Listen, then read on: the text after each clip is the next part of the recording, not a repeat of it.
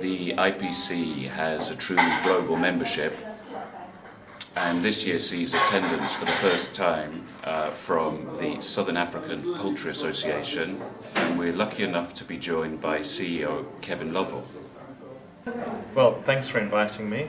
I'm Kevin Lovell. I'm representing the South African poultry industry. Our association is known as the Southern African Poultry Association, and we've recently joined the International Poultry Council. In fact, this is our second meeting, the meeting in Rome, and it's a great opportunity for us to join in with the rest of the world's major poultry production. We represent a very small percentage, around about 1% of total production, but obviously from a domestic point of view we represent more than 80% of consumption in South Africa.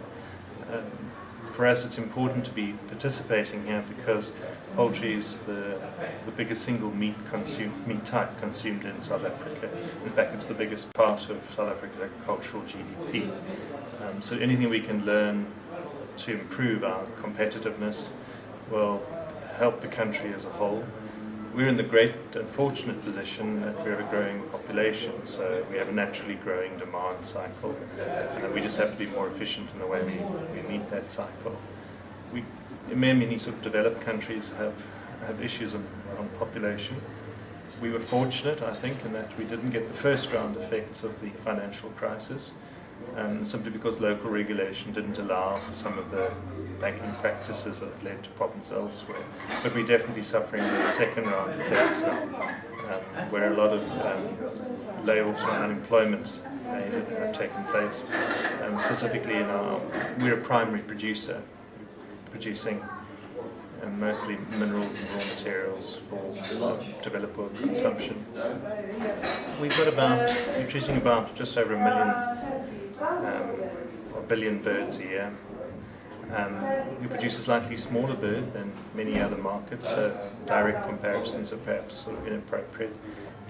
Okay, so Kevin, you've given us general background to the market. How do you see the South African market developing over the next 5 years?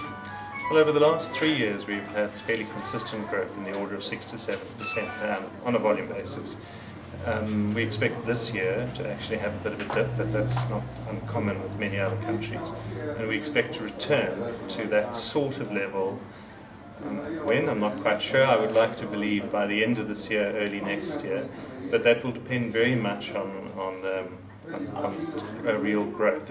Because we have a growing economy, or growing population and a growing economy, we need to look at the real growth, because for us any growth less than 1.6% is not growth, because that's simply the increase in number of people. But we see that we're going to grow consistently, but we still remain a domestically focused market. A very, very small percentage, so less than 1% of production is exported. My understanding is that growth in the South African economy over the last decade has seen a rise in living standards across the population. Do you expect that to continue given the current financial crisis? Well, what we probably expect actually is that, relatively speaking, poorer people will have a greater increase, in the sense that one of the big changes in South Africa over the last 15 years is that a form of a welfare system, not quite like a European one, but a welfare system has developed. So the poorest people have a minimum level of support. So even those who lose their jobs will still be able to consume at a lower level. Some of the wealthier, what normally we call, I suppose, the upper middle classes, they might actually suffer a decline in living standards, but they already eat enough food anyway, so we're not going to see it in terms of food consumption. In practical terms, we're held to have good macroeconomic fundamentals, so when market sentiment changes it should be relatively easy for us to pick up demand. The poultry in South Africa is the largest part of agriculture simply because it feeds poor people, and most of South Africa will stay poor for quite some time. And is it right that you use parts of the chicken that in some markets are simply rejected? Oh, indeed. We have a very strong market for example, heads and feet, which go under the interesting name of walkie-talkies. And in fact, we import large quantities of feet, primarily from Brazil, but from other countries as well. We, in fact, don't do any MRM for the simple reason that every single part of the chicken is consumed. Even the intestines are collected from the processing plants by vendors and used in sort of roadside food mixes. Is South Africa facing any disease issues at the moment? Without getting too technical, we have a huge problem with Newcastle disease, in the sense that although the number of outbreaks at the moment is relatively limited, we have shown ourselves not capable of actually defeating the disease. So it's not affecting production noticeably on the broiler side at present, but it remains a threat to us and a business cost. So far we've been lucky with avian influenza. The ostrich industry, which is a small industry, basically export-based, has had 2 H5N2 outbreaks in the last 6 years. But neither of those affected the poultry industry directly, even though it's theoretically the same virus that affects chickens in Mexico.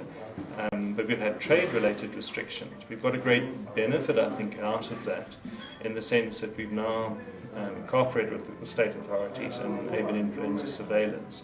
And so as an industry we're able to actually track more than 95% of all poultry in the country at any one time, which will help in rapid response. We've also developed a customer communications campaign which makes us more professional, representing the interests of poultry producers in the country and the poultry market as a whole. Now, you mentioned ostrich production, and I remember a decade ago in Europe, ostrich meat became very fashionable, and now we don't see it nearly as frequently. How is that industry developing? I asked the exact same question to my friends in the ostrich industry, and they say that demand's holding up for them, that it is a fashion meat, it's sold on its health principles and health basis, that market seems prepared to pay a price premium. Most of the ostrich industry relies on exports of meat to Europe. The leather and feathers are secondary industry. It's valuable, but secondary. As a sort of rough, the ostrich industry is worth less than 10% of the poultry industry. So it's not consumed very much on the home market? In sort of upmarket exotic niche stores you'll find the product available, but ostrich meat will be costing considerably more than the finest beef cuts, so it has to be a fancy. And tell me about demand on the home market for ducks, geese and turkeys. Are they strong or not? We had our own local turkey production. In fact, the last sort of sizable turkey producer finally gave up hope a few years ago. And we have a really tiny turkey consumption. There are a few small local producers and there's some imports, but the fashion for turkey meat has never taken off.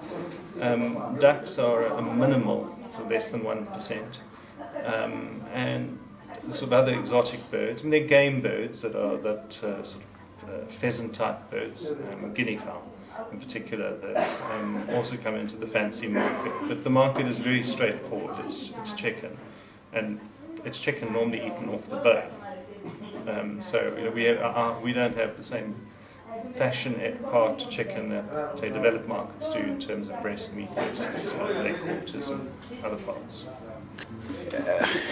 My understanding also with South Africa is that demand for prepared products is also growing.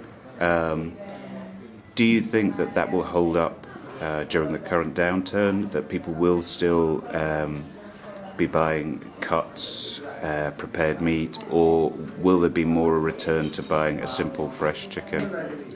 Well, perhaps I should answer that by dealing with the last part of your question, is that our market is primarily a frozen market. It's around about 80% frozen and 20% fresh. In fact, what we have noticed with the downturn is it's gone even more frozen. It's now about 82% frozen, 18% fresh.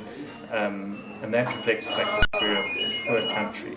Our prime product is what we call individually frozen cuts, pre-packs of either 1.5, 1.8 or 2 kilograms of the number of varying pieces. And that accounts for more than 60% of the market. We anticipate that will be our main avenue for growth in volume demand in the country for this year and for the next period. If we follow the same model that the developed world has followed, in time, when South Africa reaches that sort of status, we might have to remake chicken as a fashion meat, but we don't have to do that now.